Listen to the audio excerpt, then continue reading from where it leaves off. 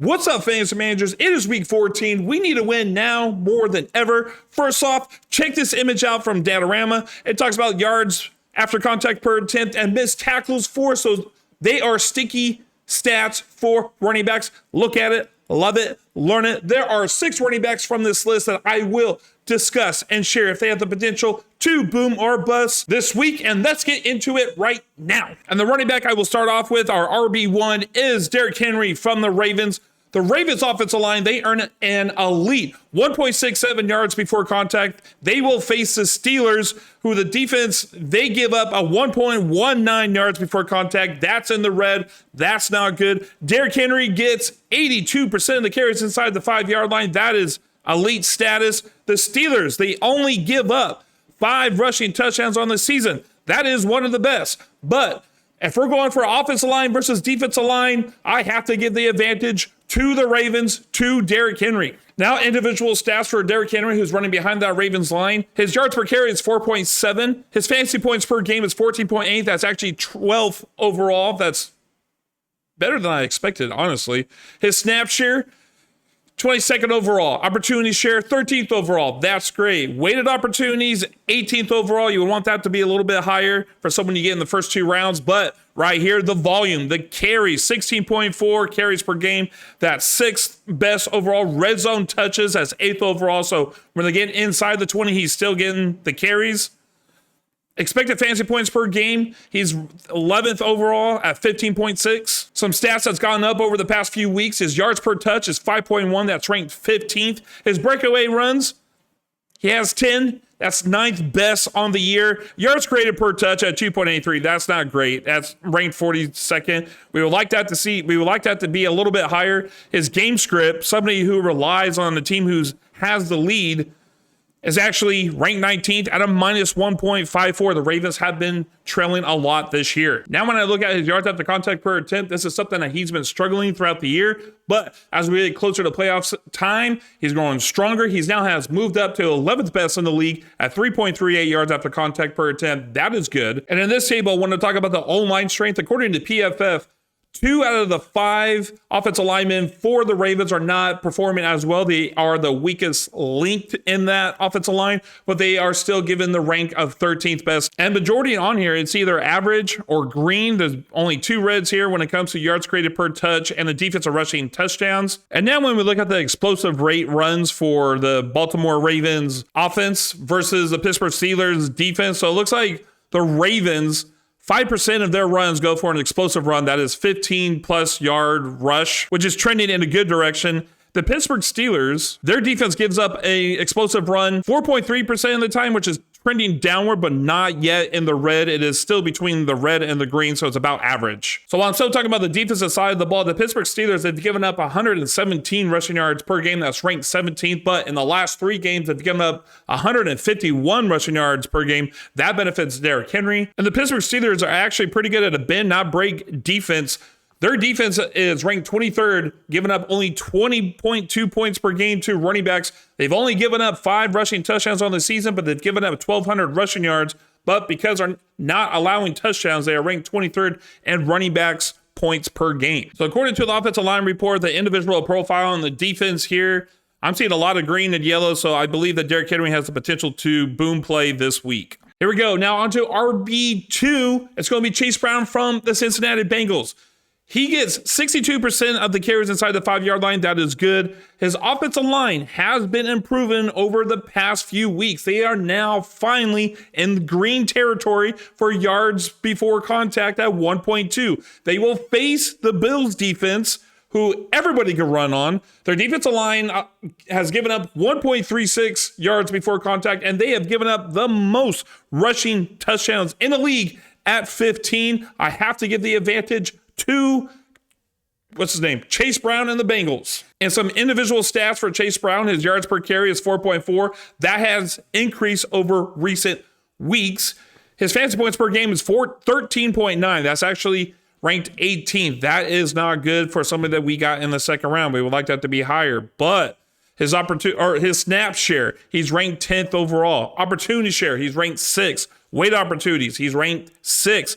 Carries is a little bit lower than I expected at 13.3 yards or carries per game, that's ranked 17th. But his red zone touches, he's still in the top 25 with 26 red zone touches on the year. Because of his volume with the running game and the receiving game, his expected fantasy points per game is actually ranked 8th at 16 points per game. And a stat that I am surprised about is yards per touch at 4.8. That's ranked 25th. I thought that would be a little bit better.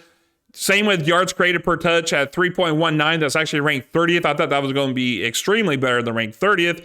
But his breakaway runs with 7 on the year. That's ranked 15th. That's something I expected from him. The good thing about him that he is game script proof.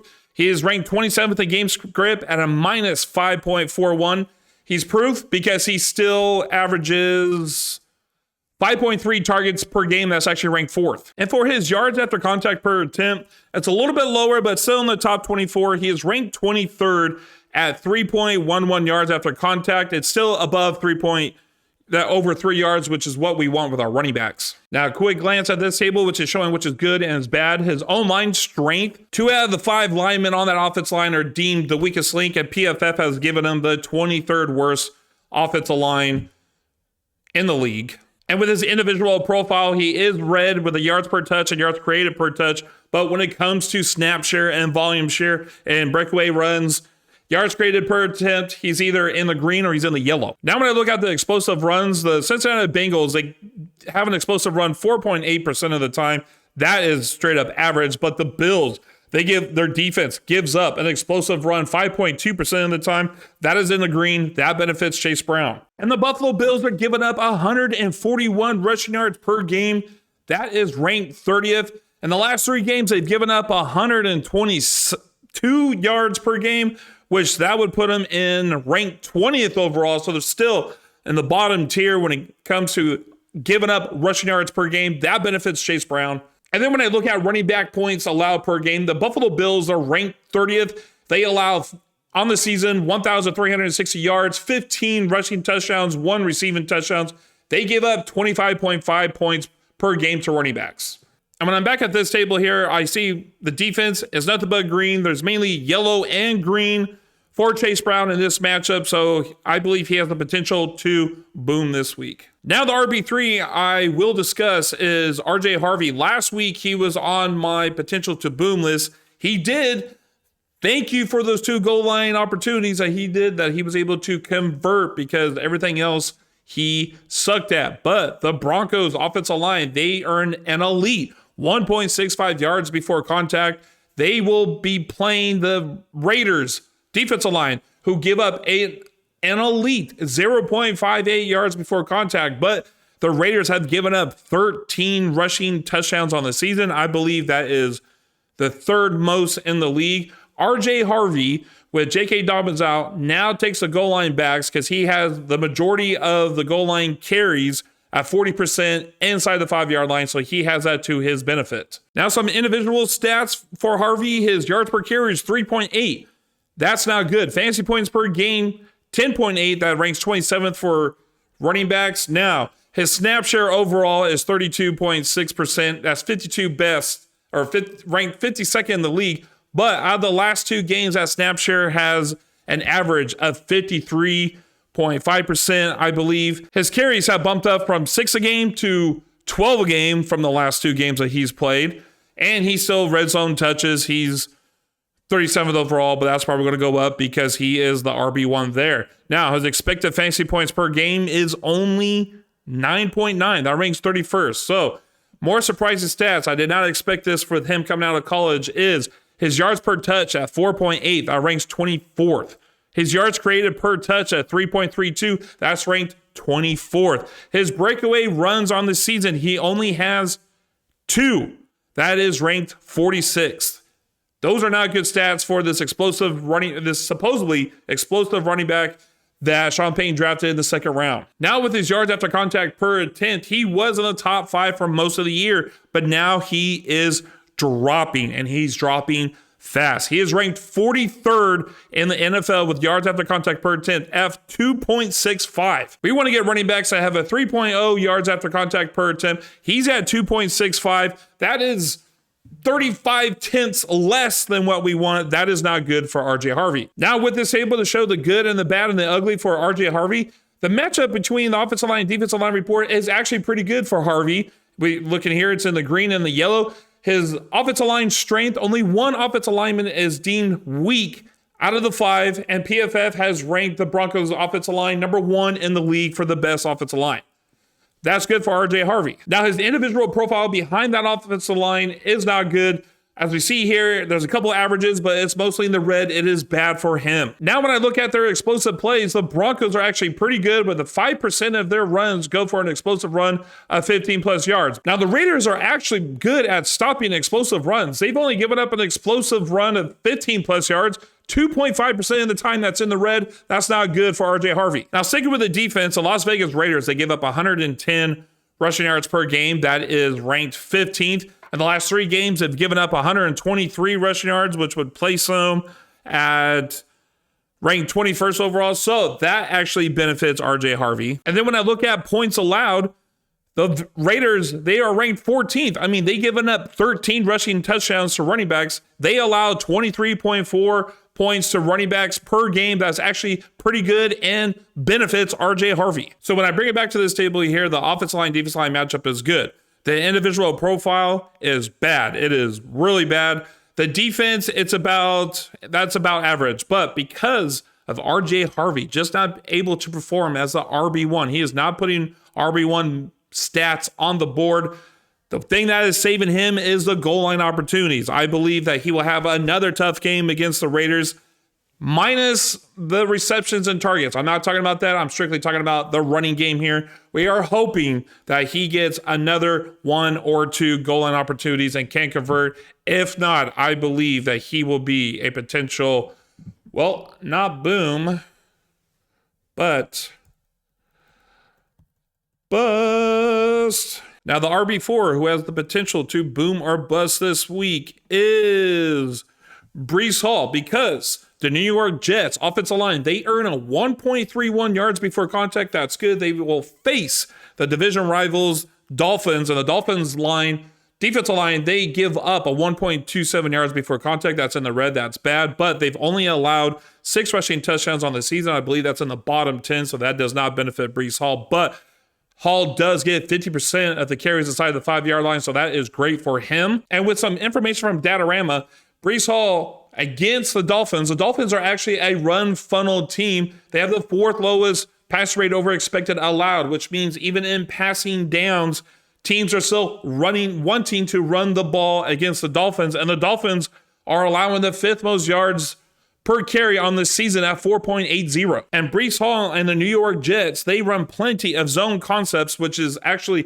7th highest in the NFL, which Miami struggles against. The 2nd highest yards per carry allowed in zone concept runs. Now, some individual stats for the running back running behind the New York Jets offensive line. Breece Hall, yards per carry, 4.5. Fantasy points per game, 14. It's kind of surprising, but that's 17th for running backs. Now, when it comes to his snap share, 65.9%, that's 12th best. Opportunity share, 76.6%, that's 5th best. Weighted opportunity, 11th best. Carries at 15.6 per game, that is 10th best. Red zone touches, he's actually only 33rd best, but that could be a result of the Jets not getting in the red zone as much. But because of his volume, his expected fantasy points per game is actually 15.4.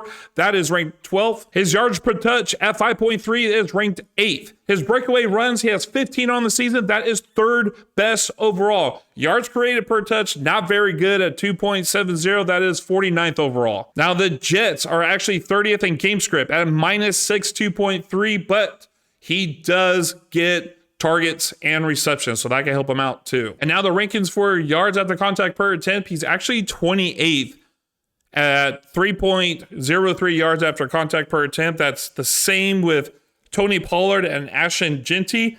I would like to see that a little bit better, but at least he's still getting 3 yards after contact. And then when I bring up the offensive line, defensive line report, it looks like the offensive line has a little bit of an average score. His offensive line strength, 2 out of the 5 linemen are considered weakest links, and the PFF has given him the rank of 25th overall in the league. That's not good. But His individual profile, his running metrics are pretty solid. All I see is green, green, green with the red at yards created per touch and an average yards after carry per attempt at 3.03. And this is one of the best things that will benefit Breece Hall. So the New York Jets, they have an explosive run, 6.3% of their carries.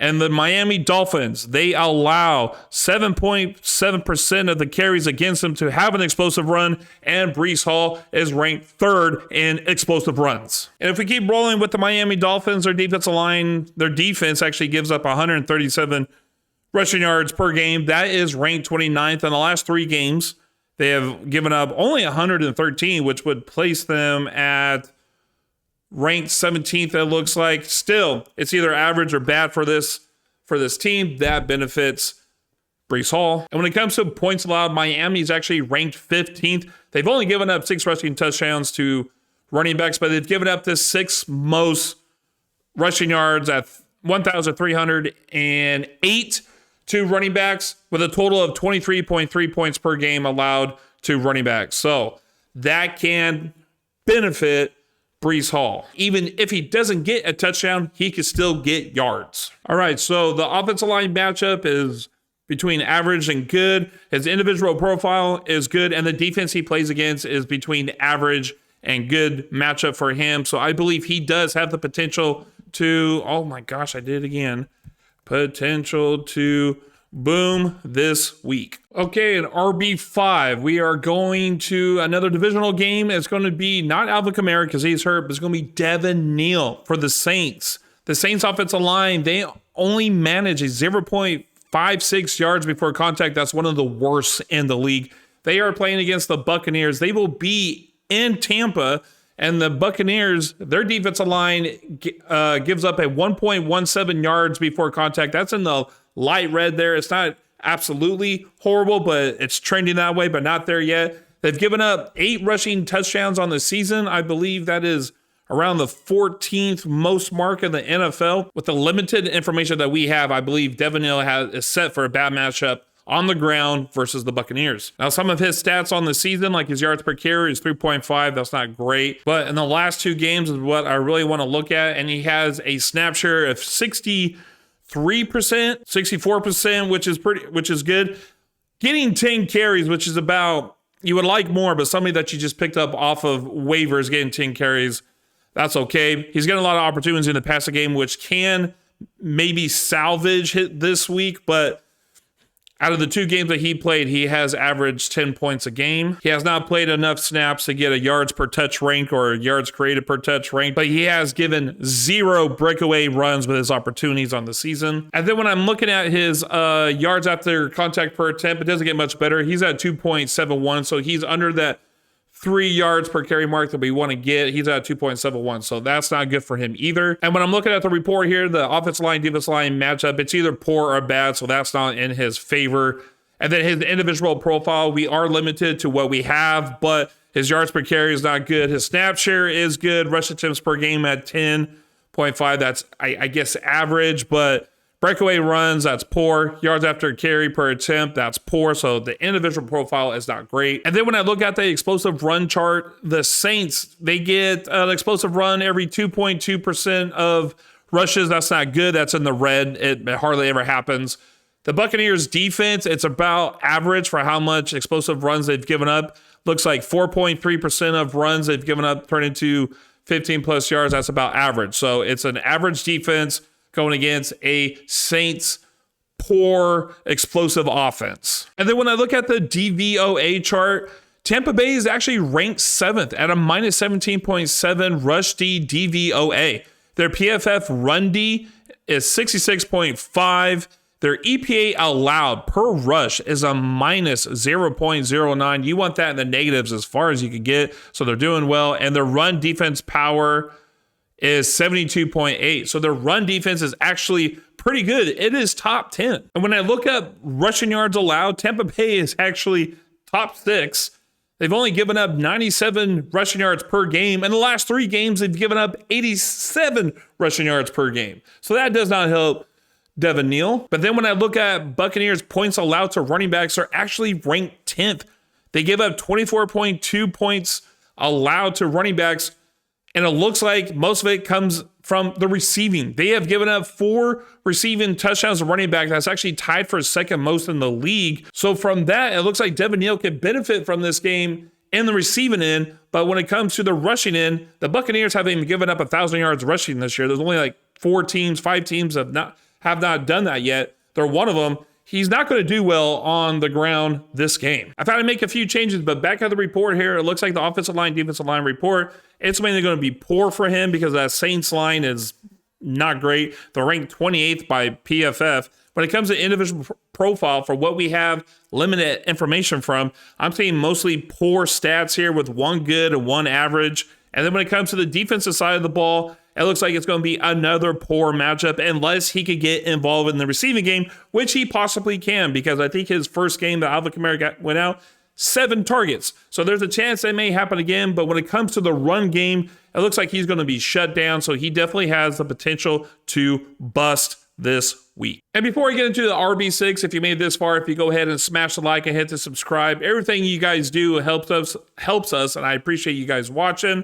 But the RB6 player I want to talk about, this one's going to be short because he's been out of the game for a while, and it's going to be right here. It says Kamani Vidal, but I want to go with Omarion Hampton. Okay, so the Chargers, they earn a 1.05 yards before contact. The Eagles are giving up 1.42 yards before contact, and they have given up 10 rushing touchdowns on the season. I'm also hearing that there is word that their defensive tackle, Jalen Carter, is going to be out for this game. We saw what Monongae and Swift did to the Eagles last week. I believe with Omarion Hampton coming back, he was playing well before. He was averaging over 4.5 yards per carry. And even though this dude is on snap count, I think he's going to be able to put up some good numbers because I think they're going to throw him in there back into the goal line back.